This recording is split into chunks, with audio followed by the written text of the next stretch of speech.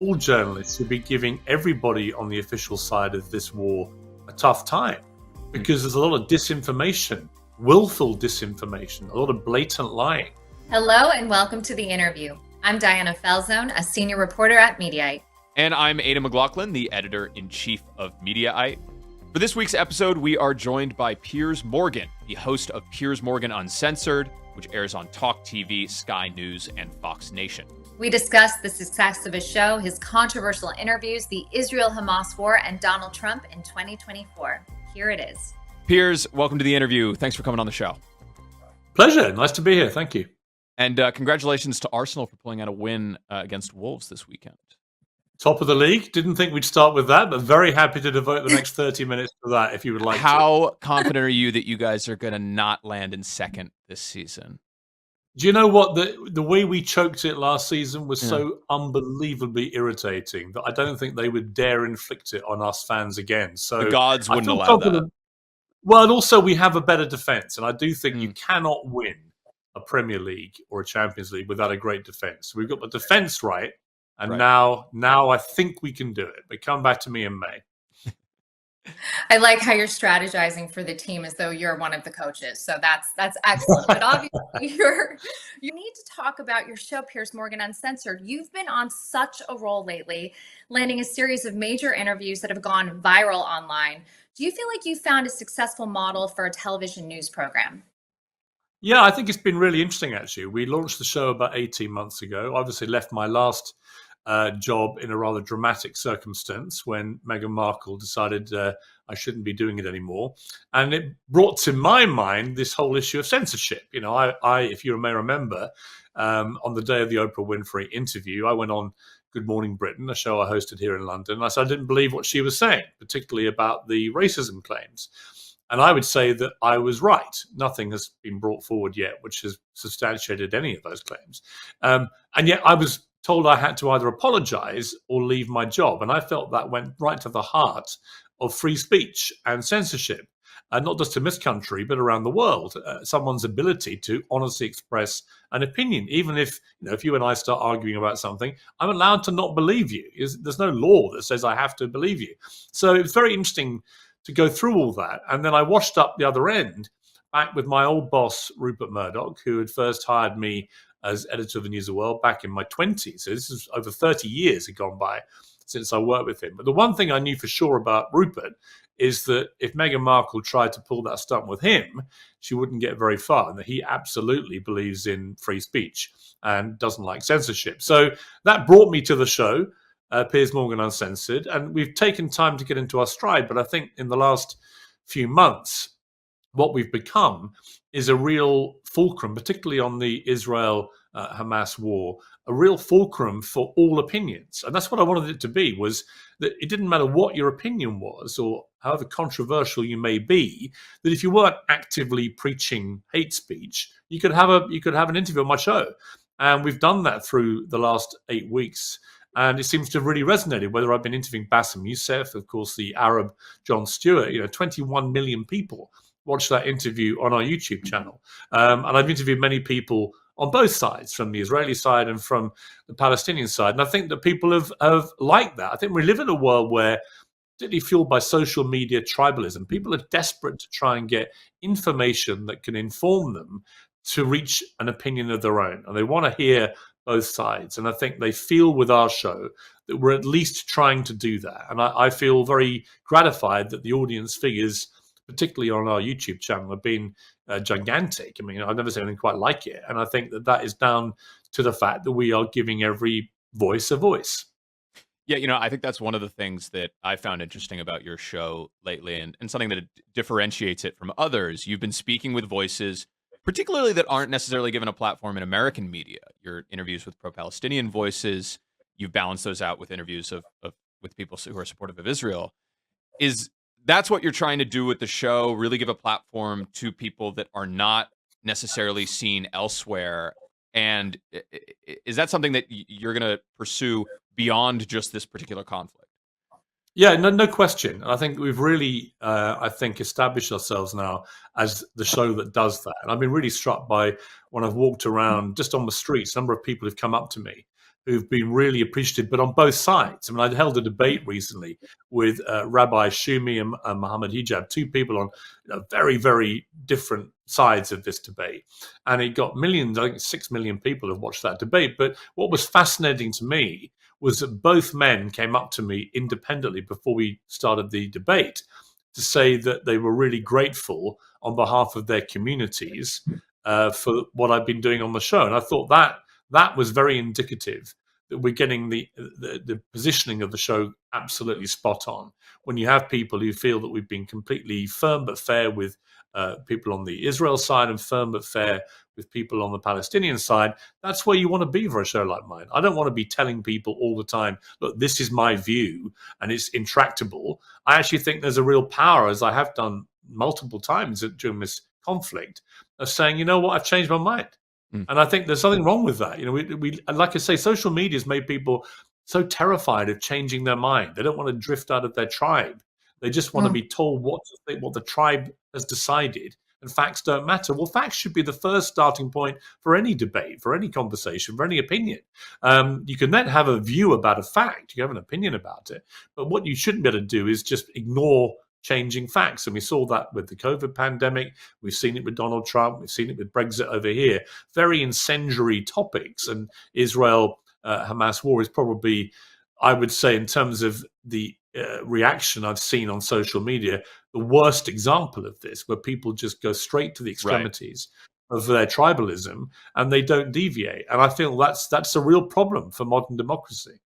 You had an interview with Israeli government spokesperson Elan Levy recently, and you confronted him on the death toll that has resulted from Israel's bombing campaign in Gaza. And I found it to be refreshing because it's not something you necessarily see that much in American media. Whatever you think of the justification for how Israel has been conducting this war, spokesmen for governments need to face tough questions. And that's just the most basic foundational job of the press.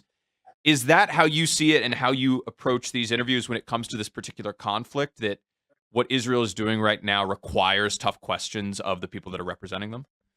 Yeah, it's not. I mean, it shouldn't just be required; it should be mandatory. You know, all journalists should be giving everybody on the official side of this war a tough time, because there's a lot of disinformation, willful disinformation, a lot of blatant lying, a lot of people putting up just obvious propaganda on both sides, and they all have to be held to account so that the public can cut through all this propaganda and all this fake news and get, hopefully, to a better informed position of actual facts. It's very difficult, particularly in the fog of war.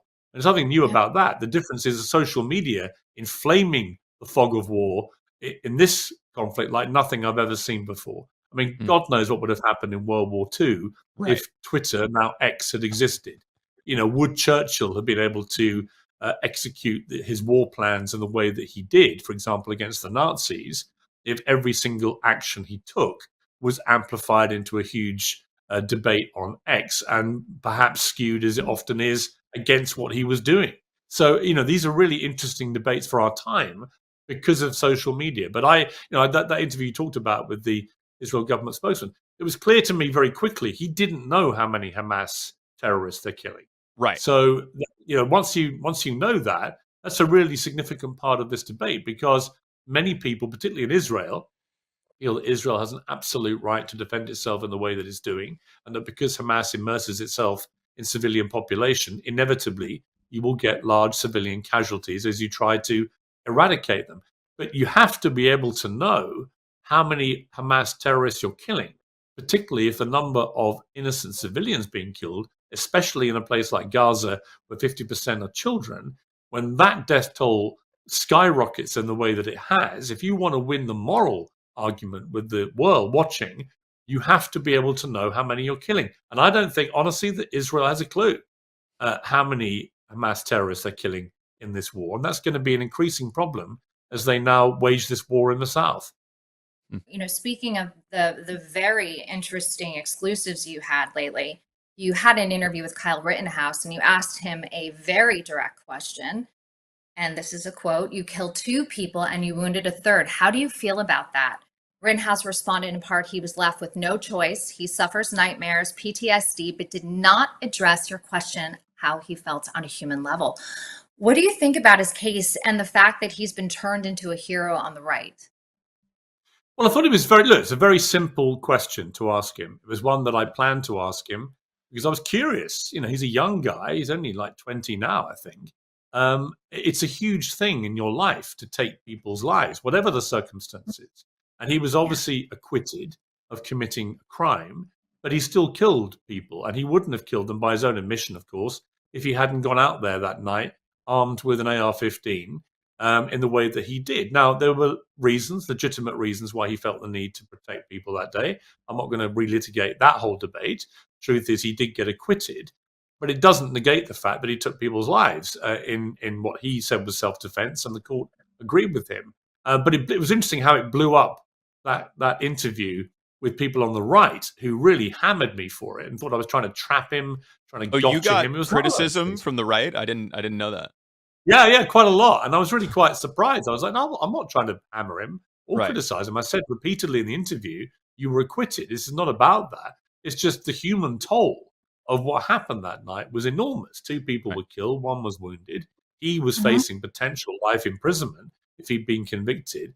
And he was 17 years old. These are huge issues, I think, to explore in an interview with someone without necessarily taking any sides, which I wasn't. But it was Hmm. interesting to me when I asked him, "Do you think you're a hero?" He was very quick to say no. He does not see himself as a hero, and so I had a lot of empathy with him on that level. That he was kind of adopted, if you like, by a lot of the people on the far right, in particular, as a kind of poster boy for what Right. he did. I don't think he wants to see himself in that vein. I think he wants to get on with his life, albeit he still believes he acted entirely properly and in self-defense. Mentioned your first boss that you worked for, the Sun, Rupert Murdoch. You've credited him as giving you your first big break, and now you're back working for him at Talk TV. Murdoch said you are the broadcaster every channel wants, but is too afraid to hire. Tell us about your decades-long relationship with Rupert Murdoch. You know, it began in extraordinary circumstances. I can remember it very vividly. I was a young show business reporter on The Sun, which was the biggest selling daily newspaper in Britain. And Rupert had this dinner party for about 10 executives from The Sun. I was very young, I was 27. I didn't know what I was doing there because all the others were nearly double my age and much more experienced. But I always put down my career path to peach brandy, which is a wonderful liqueur, which if you're ever around Rupert Murdoch, I would urge you to drink. And I'll tell you why. Because when it came to the liqueurs, everyone passed because they all thought they shouldn't be seen drinking a liqueur in front of the big boss. And it got round to me after no, no, no, no, no, no. And I said, well, what would you recommend to the sommelier? And he said, the peach brandy is very good. So I went, well, I'll have the peach brandy. And then the guy next to me was a guy called Stuart Higgins, then the deputy editor of The Sun. He said, I'll have one of those, make it two. And then Rupert said, that's my favorite, make it three. And I'm not saying I'm a conspiracy theorist, but a month later, I was the new editor of the News of the World, and Stuart Higgins was the new editor of The Sun. So the two guys at the table who had gone with the peach brandy ended up with the big jobs. May have been a coincidence, or maybe Rupert thought, you know what, I like people who've got the balls to order peach brandy. But that started my relationship with him, and it was extraordinary. He flew me out to Miami a few weeks later, and we walked along the beach for 3 hours, literally, talking about world affairs. Like I say, I was not an executive. I was a show business guy. I interviewed celebrities. That was my job, and I did a column about celebrities. But at the end of it, he announced that I was a new editor of his biggest selling newspaper in the world. And that was a staggering moment for me in my career, and one that I'll always look back to him and be incredibly grateful to him for. Fast forwarding to today, are you worried about the future of the Murdoch media empire? I don't want to be too blunt here, but Rupert's getting up in years. He just stepped down from the top of the empire, but he's remaining involved. What do you think the future of Murdoch's media is? Well, Rupert just got to London, and from everything I'm hearing, he's firing on just the same cylinders he's fired on Really? for many decades. I don't see any diminishing in his enthusiasm, his excitement for always the future. That's the thing that people I don't think quite understand about Rupert Murdoch. He's always looked forward, not back. He doesn't really take part in looking back over stuff that's happened before.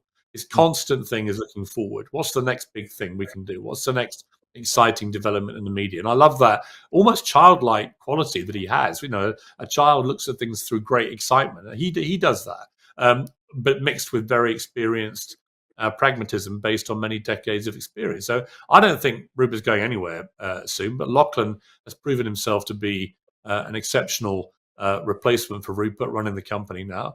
I think everyone who works at the company understands that and sees it for what he is. He's extremely talented, very capable, very much a chip off the old block. And I think Rupert is going to be around with him to help guide him through into the new part of the company's history. But if I had a pound for everyone that wrote off the Murdochs over the years, I'd be richer than they are. Do you like Lachlan? Do you have a good relationship with him? Yeah, I do. I like him very much. I first knew him when we were both very young. When I remember going to Hayman Island in Australia when Tony Blair went over and made his famous speech, which led to the Sun backing him in the UK election in '97. And we went to Hayman Island, I think '95, in the Great Barrier Reef in Australia. And I ended up playing pool most nights and drinking way too much Jack Daniels with Lachlan and James Murdoch. And we had a great time. And I got to know him again recently when I came back to the company. And I think he's a really smart, really interesting guy. I mean, he does a lot of things like rock climbing and sailing. And right. He's a bit of an outdoorsman, isn't he? Yeah. He's not your average executive in a media company. He's an outdoors guy. He's a bit of a daredevil. And I think you'll see that in his leadership at the company. But I think we're in very good hands. I've always liked the Murdoch spirit. The Murdoch spirit is they want to win, but they want to have fun winning. And they want to take risks, be bold. And that's always the message they send down, whether you're a junior reporter, an editor, a TV executive, a host, whatever it may be. That's what they want. They want you to, kick things up in the air and have some fun, create a bit of mayhem, and, make sure that people are watching or reading.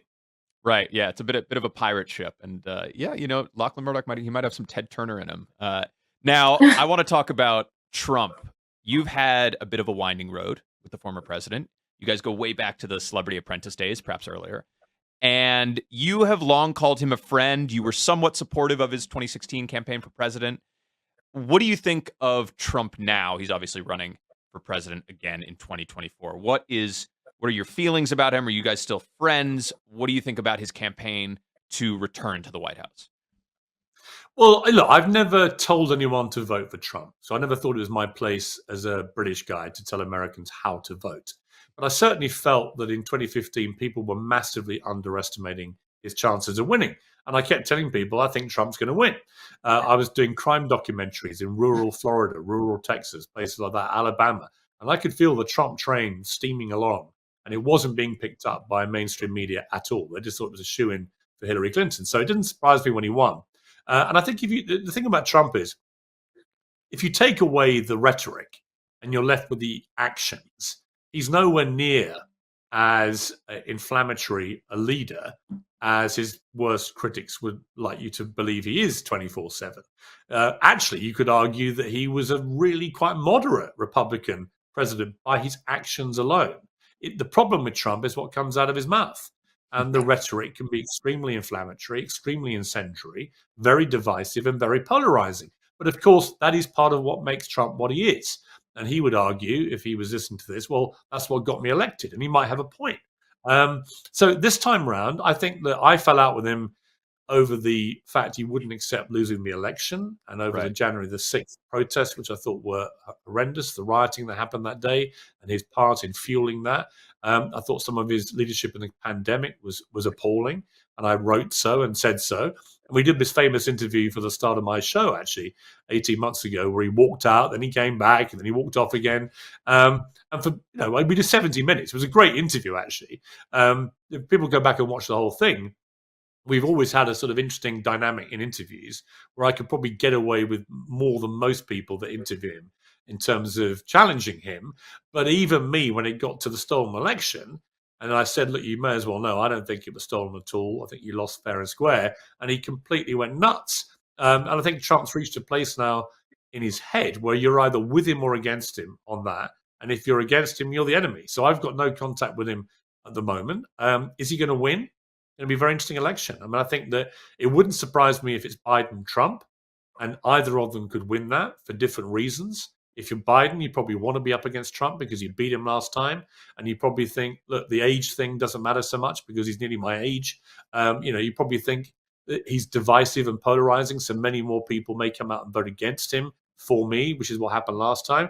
And if you're Trump, you're thinking Biden looks half dead. Of course, I can beat him, and he might well be right. But it also wouldn't surprise me if after the early stage of the primary season, we end up with neither of them. And you might end up with a DeSantis or Nikki Haley against a Gavin Newsom. I think it's one of the most unpredictable election years I can remember in recent times. In fact, possibly ever. Well, you touched upon some of the things that would be completely shocking in another time about what Trump did. In what world is Trump's behavior after the 2020 election, his attempt to remain in office, and the violent riot that that resulted from that? In what world is that not totally disqualifying? And not to mention that every sane adult in his administration said that Trump should not be running, that he should not be in office again. Yeah, I mean, it's a very good question. I mean, how many people in the world in politics could have 100 criminal charges against them and still even be running for office? But of course, he's allowed to under the Constitution. He's allowed to be convicted and be president from a prison cell, remember, under the terms of the Constitution. So we could be heading into uncharted territory even by Trump standards. And if anyone can pull that off, it's him. But I think what's interesting, I go back to a conversation I had the day after the 2016 election. I was at the New York Knicks, and Chris Rock was there, and we began talking. I was with my son, and I said, why do you think Trump won? He said, you know why? Because if someone's killed 10 people, don't run around saying they've killed 11. In other words, as we would say in England, don't over-egg the souffle.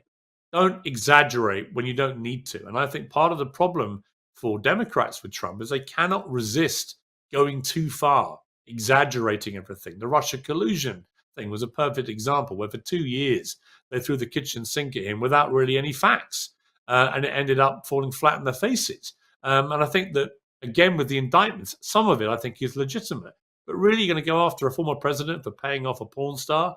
Is that really what should be happening? Is that a smart move by Democrats, who were basically stoking that fire? I think they've over-egged the amount of indictments, over-egged the number of court battles Trump's going to have, and all it's happened is it's fueled his poll numbers. So it's had the complete opposite effect to one they hoped, unless they're being incredibly Machiavellian and they actually want him to be the candidate, in which case, well done.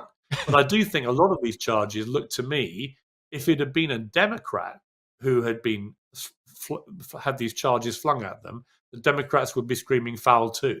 So I think it's interesting that a number of not independents, but Republicans who don't like Trump are saying they're going to vote for Trump if it comes to it because they feel the Democrats have gone too far against him. And I think that's a really worrying revelation in the polling for the Democrats. I feel like that's a phenomenon that has risen alongside Trump since 2015, where there is just so much controversy around him, and he gets so relentlessly criticized, like to rip off Steve Bannon's quote, like it's flood the zone with shit. And if there's so much controversy, people will start to tune out from that. And that's something that somehow has protected Trump all this time. And I feel like we're seeing the same dynamic now.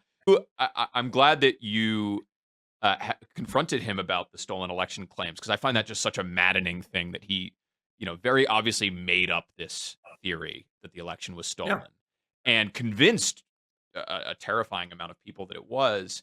Is that something that really alarms you when you consider the fact that Trump has a very good chance of coming back into the presidency?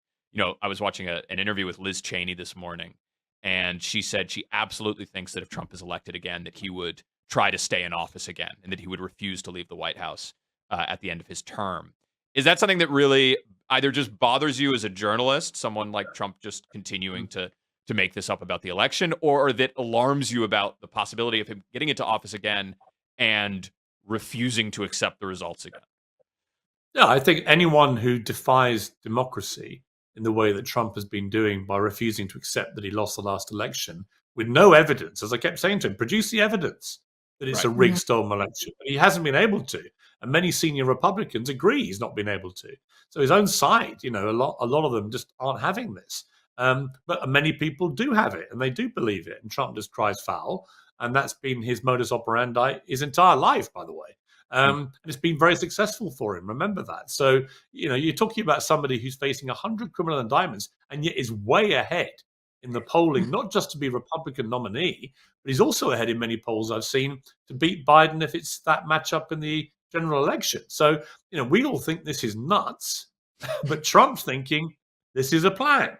It's working. And you've got to hand it to him. I always say about Trump, I think he has the thinnest skin of anyone I've ever met. He'll react to absolutely everything in the most ridiculously over-the-top way. But he also has the thickest skin.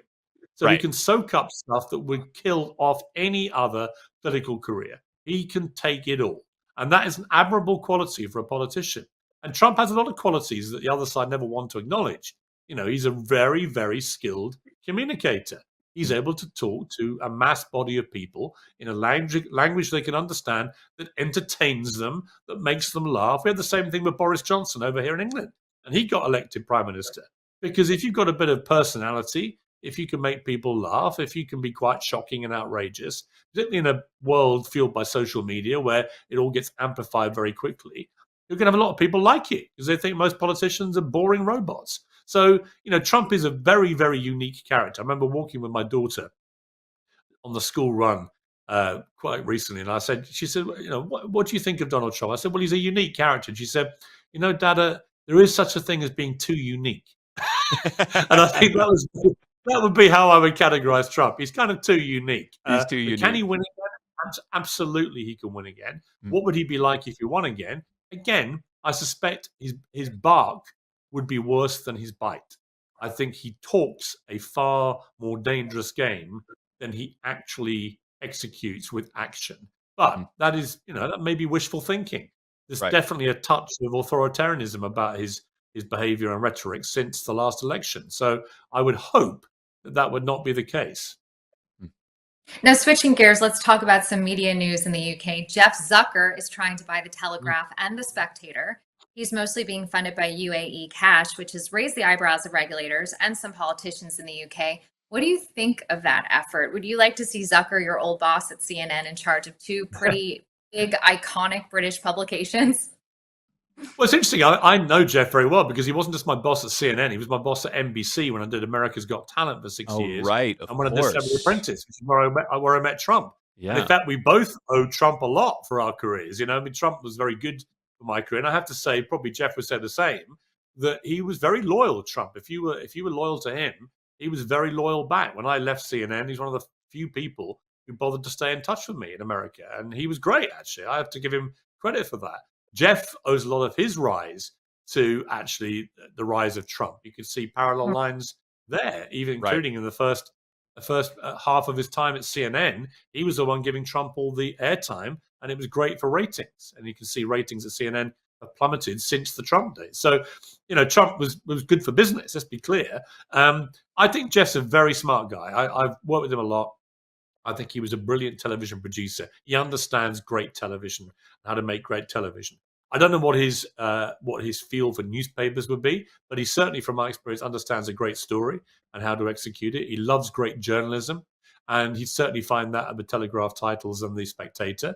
I think it really comes down to whether the Telegraph staff and their readers and the Spectator staff and readers will believe him when he says there will be a clear line delineated between editorial and the investors from the UAE, because I think that's what's troubling people, is that if you have a country where they have lots of investments in the UK, by the way, this is nothing unusual, as do countries like Qatar. So we have a lot of interwoven investments from Middle Eastern countries and a lot of stuff in the UK. So I don't have an ideological issue with it. I think where the problem is going to come is if they feel like there's any pressure on editorial from a country where free speech is clearly not a premium, to put it mildly, that is going to cause a lot of issues with journalists in this country. So I think it's really, can Jeff sell that message clearly and in writing and in a way that is going to be credible,